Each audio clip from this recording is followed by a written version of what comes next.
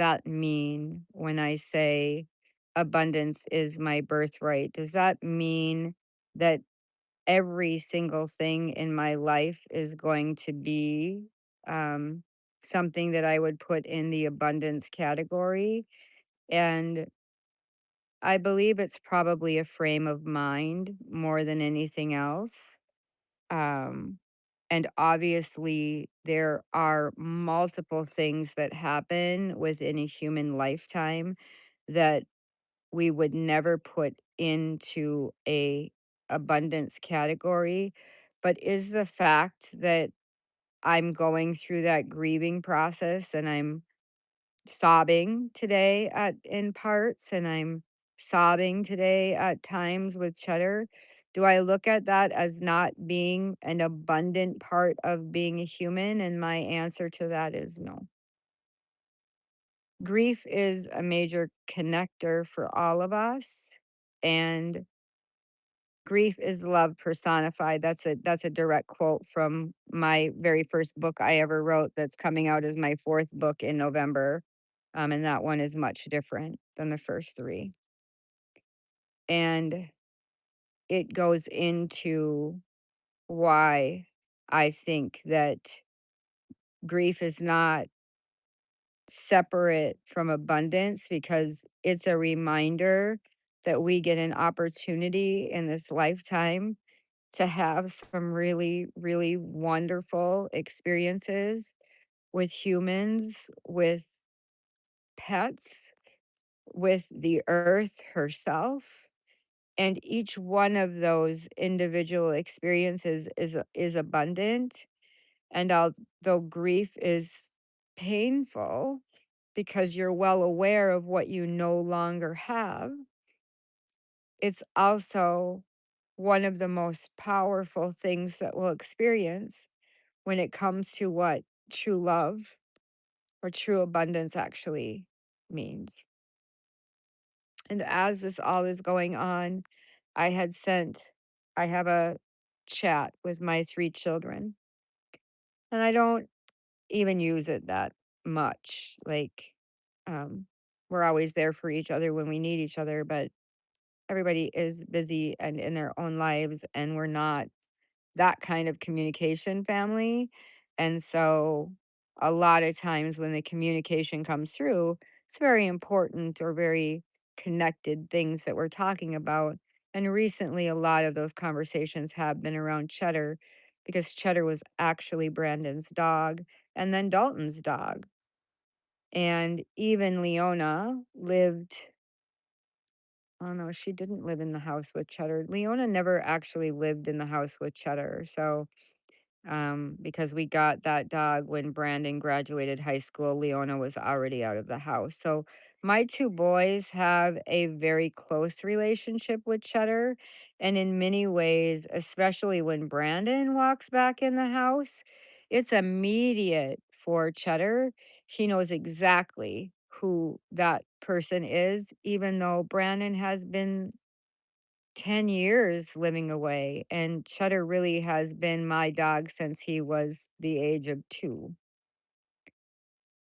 So, today, as we're calling in abundance, maybe just reflect on that for yourself. How can you look at some of the things that maybe we don't place in the category of human abundance, as we're looking at abundance being something a little different? Can we look at it as those experiences that give us a connection in our life that when it leaves us makes a lasting impression on our heart? There's a saying about pets that if you have enough of them, your heart will be pure, because they will all have left part of their imprint on your life. And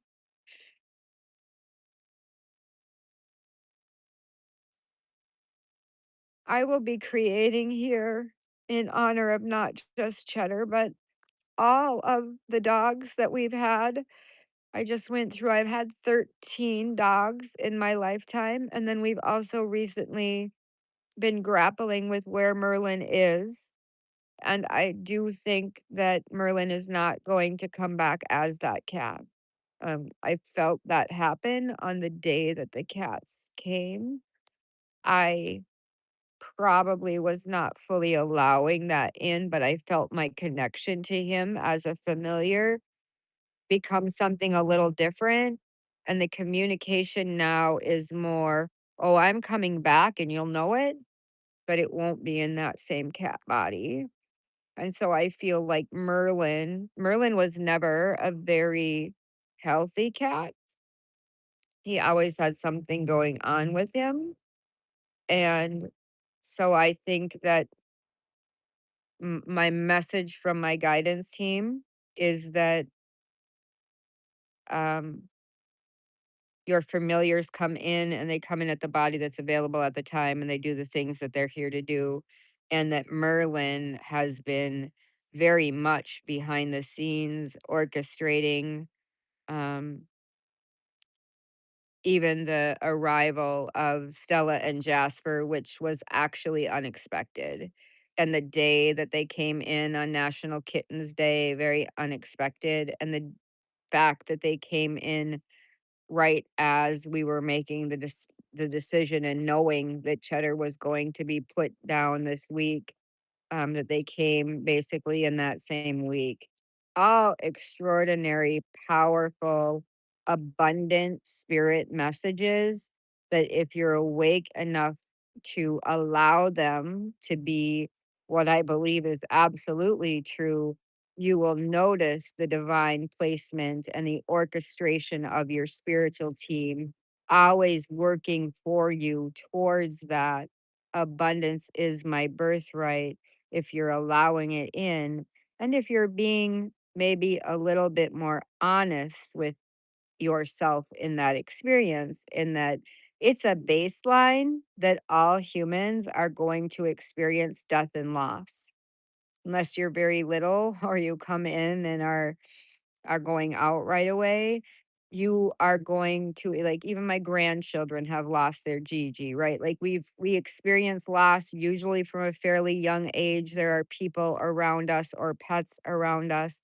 And so we learn at a very young age to experience grief, how we handle that and what we allow ourselves to feel through the heart is what makes those experiences tolerable and also at least an awareness that they don't overshadow abundance in your life just because there are those things that we go through. So today, um, yeah, I leave you with thinking about those things. Um, Thinking about grief being love personified, thinking about on day 10, abundance is our birthright. The other thing is my son, who this cheddar originally belonged to, also just put up a brief little clip about um, abundance in his life, and it's literally some pictures of his wife and his son and some other things, excuse me, that are happening in his life that he's reminding and showing people through this reel that he just put up, which I shared on my personal Facebook page, that abundance to him is that family, that child, that the experiences, and it isn't monetary. It doesn't have to come with some expectation of monetary ease to be abundant. So I leave you with those reflections as we move through some very interesting times. The Bear Belt Basket, again, is still, it's 9 days away from being over, and we're getting closer every day to the 19th, which is the first day that the 4 degrees are direct. Um, yeah, happening next week. Book two is done. I have to proof it one more time today. But Operation Metro Surge Ice Out will be available on Ingram Spark probably sometime tomorrow or the next day. Um, and then No Kings is almost complete. I have a couple things that I'm doing with proofing that, but the actual book is done. It's considerably longer. They all are get longer. So the first one's 138 pages. The second one's 180, I think, or 70. And this third book is almost 280 pages, something like that. So it's literally because of, we move from something that is a smaller topic with um, less to cover, not because it's not important, but because it's a topic that deserved its own book, to more universal, larger picture topics in the No Kings book. So we're almost through those lower chakras as far as books go. Um, in the next book series, I move into AI accountability and propaganda, social media stuff at the beginning. And then we move way more into um, s- understanding ourselves spiritually and doing the last book is Freedom Node in the Spark series. And that one is going to be about that whole Freedom Node tour that I'm doing now twice. A year ago, I did it and um, didn't have any of this work done. So, I mean, abundance is our birthright. Um,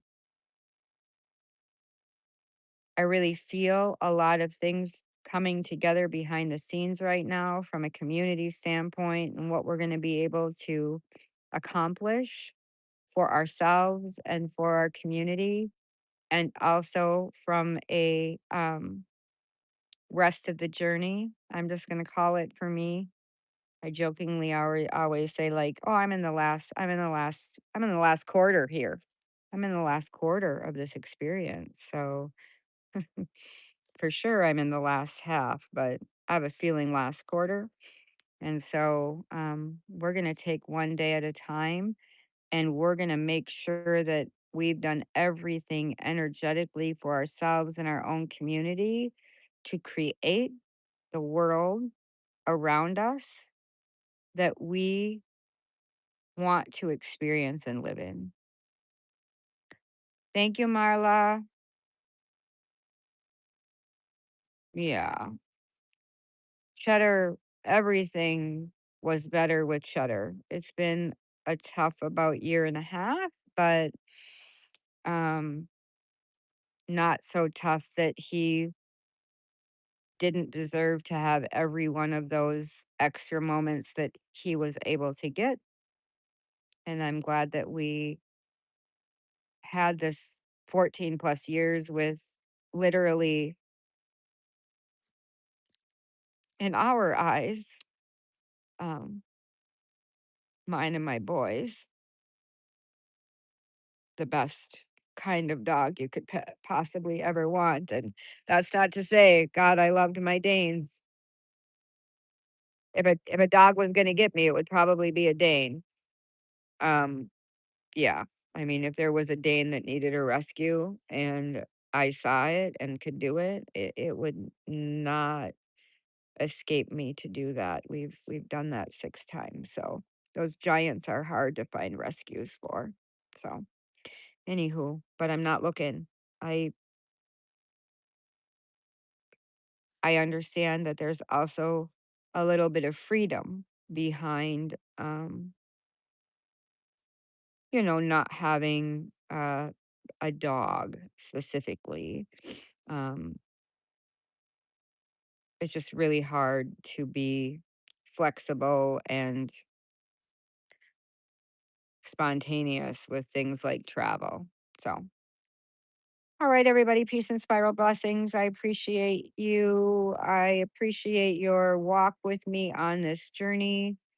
Y'all do you. The next couple days, we'll be talking more about the new moon and what we can do with new moon energy to work with this bear belt basket. New moon, I believe in Cancer. So more on that tomorrow.